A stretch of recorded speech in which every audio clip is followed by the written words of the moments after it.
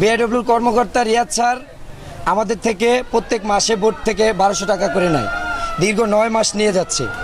আমাদের এখানে সবাই অসহায়, তো এই জন্য কেউ এটা মানে কমপ্লেন করে না, সবাইকে ভীতু ভয় দেখায় রাখে, মামলা দেওয়ার ভয়। কিন্তু একটা পর্যায়ে যখন আমরা তার কাছে রসিদ চাই যে স্যার আমরা 1200 না, আমরা সরকারি কোষাগারে যদি টাকা জমা আমরা 5000ও দিতে রাজি, সে বলতেছে এত বেশি বোঝো কেন, মামলা দিয়ে দিন। সে মুখে বলতে বলতে এখন সে গণমাধ্যমকেও বলে দিছে 50টি মামলা হয়ে গেছে, আমার কিছু করার নাই। উনি কেন মামলা দিল? আমরা এই তদন্ত সুস্থ বিচার চাই। আমাদের কি অপরাধ? আমাদের কাগজপত্র আমরা সরকারকে ভ্যাট দিতেছি, রাষ্ট্রীয় কোষাগারে আমরা ভ্যাট দিতেছি, আমাদের 100% সমস্ত কাগজপত্র আছে। ওনার কাছে রসিদ চাইলে উনি বলে মামলার ভয় দেখায়। উনি বলতেছে এটা রাষ্ট্রীয় কোষাগারে জমে, এটা টাইম টেবিল, একটা বোট কয় মিনিটে বরিশালের উদ্দেশ্যে রওনা দিবে এভাবে বলতেছে। আমরা তো তত এখানে শিক্ষিত না, ওনারা আমাদেরকে 9-6 বুঝ দিয়ে আমাদের থেকে 27 দিনে এক বোর্ডে 1200 টাকা করে, 100 বোর্ডে আমাদের থেকে এই 9 মাস উনি যে টাকাগুলি নিছে এই টাকা রাষ্ট্রীয় কোষাগারে যাবে, না হলে আমাদেরকে রিটার্ন দিতে হবে, না হলে আমাদের আন্দোলন চলবে। আমরা 1200 টাকা না দিতে চাইলে আমাদেরকে মামলার হুমকি দেয়।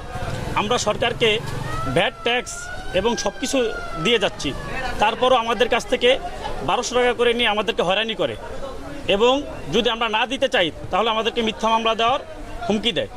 আমরা এর থেকে মুক্তি চাই ভোলাবাসী। আমরা এই বিচ্ছিন্ন দ্বীপ ভোলা, এই বিচ্ছিন্ন দ্বীপের লোক একমাত্র যাতায়াতের জন্য লঞ্চ, তারপর আছে স্পিড বোট। এই স্পিড বোট চালাইতে গেলে, সরকারি নিয়মে চালাইতে গেলে তারপরে তাকে 1200 টাকা দিতে হবে। কেন? এটা থেকে আমরা মুক্তি চাই, এই চাঁদাবাজের হাত থেকে মুক্তি চাই। ঢাকা থেকে কাগজপত্র করে আনছি, ঢাকা থেকে রোড পারমিট করে আনছি, আমাদের বোট চলতেছে সিডর অনুযায়ী, আমাদের সঙ্গে কারোর সঙ্গে কোনো জোর নাই, ঝামেলা নাই, আমাদের মতো আমরা চলতেছি। যাত্রী ডিসি অফিস 300 টাকা নির্ধারিত করে দিছে, আমরা 300 টাকা করে চালাইতেছি। কিন্তু এই রিয়াদ স্যারের জন্য আমাদের সুখ এখানে খুব ঝামেলা হইতেছে। সে প্রতি মাসে আমাদের কাছ থেকে 1200 টাকা করে দাবি করে, অযৌক্তিক টাকা। এই 1200 টাকা না দেওয়ার কারণে আমরা 1 মাস তাদের এই 1200 টাকা ঘুরাইছি, 1 মাস দেই নেই।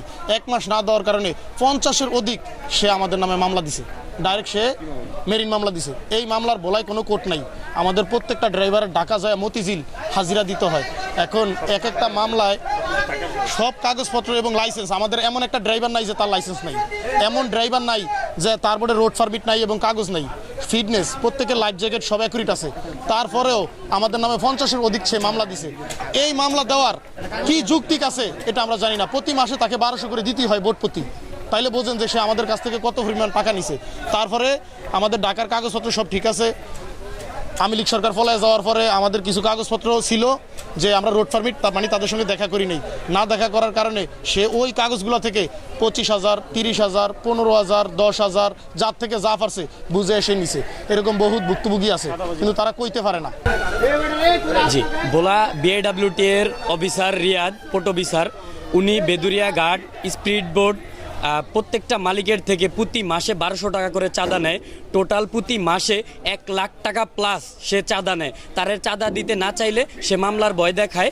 তারপরে ঘাট ইজারাদার থেকে প্রতি মাসে সে 60 থেকে 70,000 টাকা নেয়। তারপরে এই যে ডিসি আমাদেরকে কোনো আর কি রিসিট দেয় না, যে এই যে চাঁদা নেয় যে 1200 টাকা করে, আমাদেরকে কোনো রিসিট দেয় না। আমরা যদি রিসিট চাই, আমরা রিসিট চাইতে গেলে বলে যে কোনো রিসিট নাই, তোমাদেরকে আমি যেভাবে বলি ওইভাবে শোনো, না হলে তোমাদেরকে মামলা দিব।